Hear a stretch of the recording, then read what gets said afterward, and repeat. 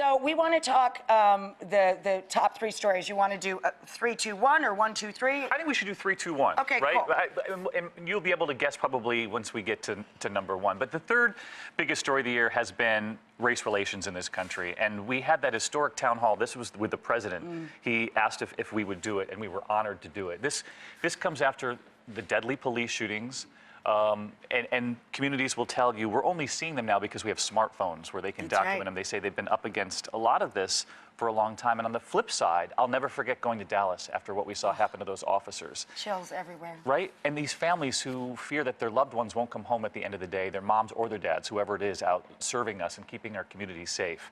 And I think if there was one lesson that came out of that town hall, it is that we have to talk about it. But that was just a start. And this president helped to get that conversation going, and I hope that we continue it looking forward. It's such a necessary one. And I can't believe it's going on after all these years, after 8 years of an African-American president. Yeah.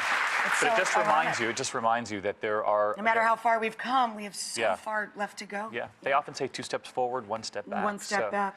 The number 2 story, right? This was, we traveled to Cuba several times in the last couple of years, but the trip that we won't forget from this year was the trip with President Obama, the first American president to visit Cuba since the 1920s, Calvin Coolidge.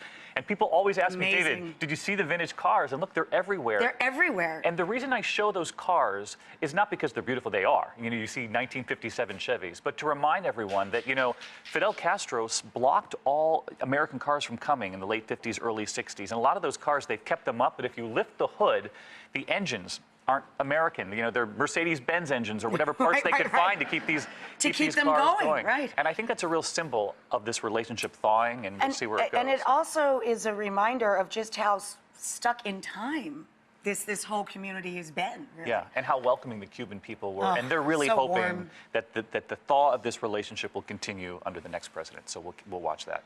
Okay, now, number 1, I think we can probably all guess. Just recently, of course, Time named their person of the year, and it was, of course, the president-elect, Donald Trump. I'm guessing that's your number 1 story of the year as well. It's the story, listen, Thanksgiving and now going into Christmas, people are going to be talking over the dinner. I often say, here we are with Donald Trump. This was in Ohio. We flew on the plane with him, too. We had so much access through the course of this campaign and asking the tough questions, really, on both sides. He would often say to me, David, look at these crowds. I'm tapping into something here.